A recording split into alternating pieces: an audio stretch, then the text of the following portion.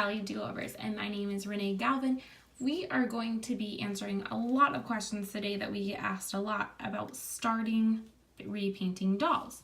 So if you're going to do that, first you need paint.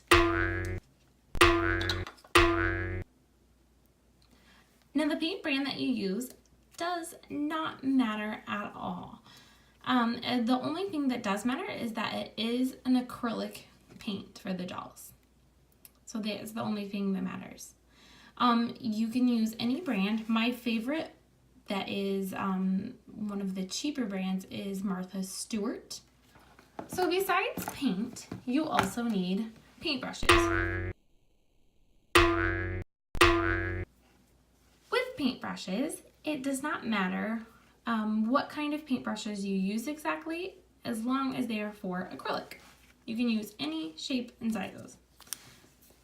This is one that I use when I am just painting the whole thing flat, usually at first, and a lot of blending.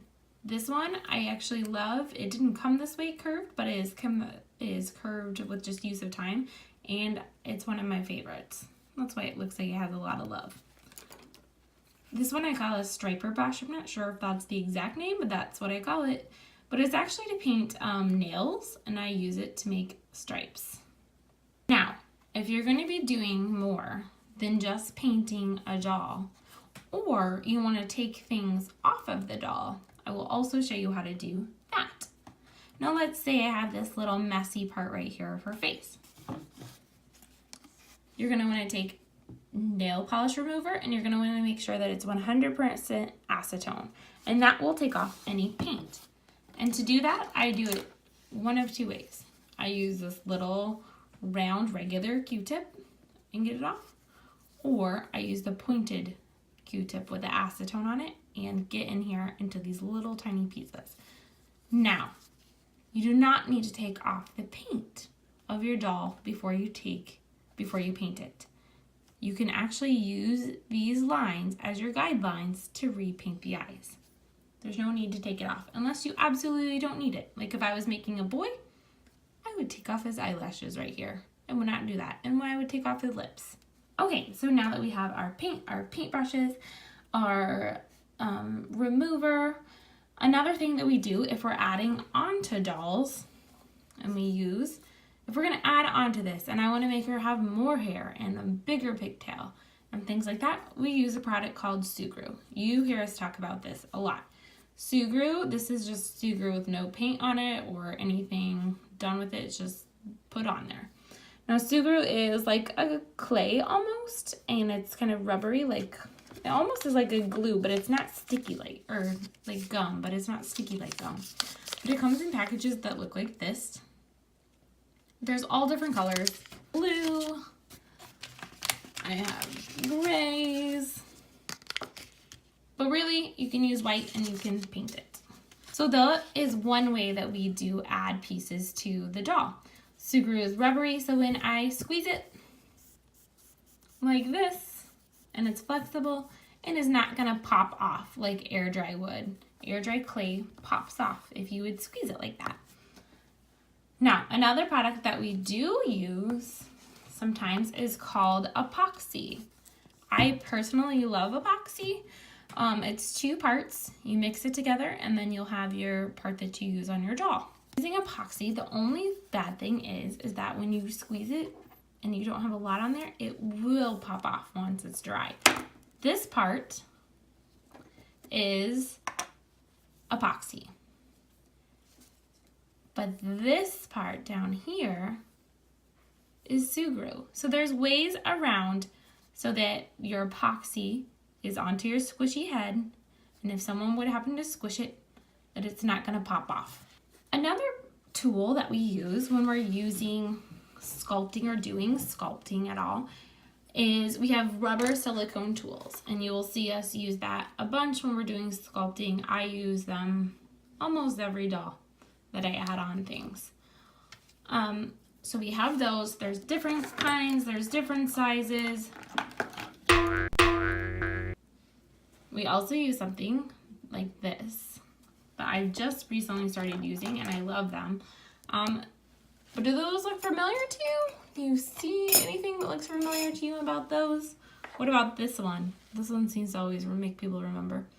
These are actually dental tools. They are tools that dentists use, but they are great for getting in there and sculpting in these little tiny bits and pieces right here and sculpting it out.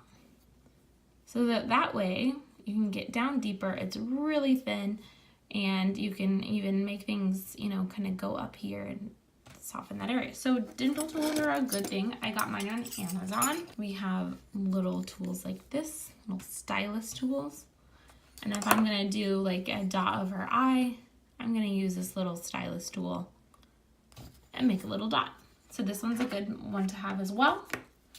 If I'm adding anything like jewels or maybe securing a headband down to her head, I would use super glue, or I would use a product called E6000. Either one of those are great. It just matters drying time. Super glue dries obviously very fast. You don't want to get your fingers stuck, because I have done that before. And then E6000 is actually a little bit more flexible, and I like it, but it does kind of smell. So that's something to be cautious of. This is a micro pen, or micron pen, and we use these to do little tiny details in like eyes. I know Kristen uses them a lot on her sugar skulls. So there's different sizes on them. And what that means is it just means the different tips, the different tip size. Bigger numbers, bigger tip, that kind of thing. So it also comes in a lot of colors. It doesn't come in just black. It's brown, blue, red, all kinds of things. So if you want to do little tiny details, this is great. The only thing I have to say about these is that when you're putting your varnish on, your clear coat or your sealer, then you need to wait 24 hours after you do your micro pen, or it will bleed. So that comes to our last question that we get a lot, and that is about DuraClear, or is about sealing your doll, protecting your doll so that so it won't get scratched or the paint won't come off. And we use DuraClear. Now, there's lots of different kinds of DuraClear. There's satin, gloss, matte, ultra matte. Trying to think if I'm missing any. There's a bunch. And I use all kinds. It doesn't really matter. They're all varnishes. They'll all seal your dolls when you're finished. It's just a matter of choice of what you want your doll to look like when you're done. I usually use satin for the most part. If I'm making eyes, I sometimes do glossy on their eyes so it looks more real. And I think that is all for you. Oh, and if you want to be super duper extra and add some glitter, you can add glitter to your dolls as well. And if you do that, I would just recommend that you get really teeny tiny little fine glitter, almost like a powder, because that, first couple of reasons, it sticks to your doll very nicely, and your other reason is that it just looks so much nicer on your doll if it's small. The bigger ones look chunky and they don't lay nice on there. They don't lay all nice on all the curves. So if you get the teeny tiny little powders, it'll shimmer really well and look great. Couple of ways to put the glitter on, that one's also asked a lot, is I know Kristen, I believe she uses Elmer's glue, just regular old Elmer's glue, paints it on her doll, glitters it up, then puts the coat of the DuraClear on. And you do that last. Glitters always last. I do it a little bit different. I use DuraClear, glitter, DuraClear.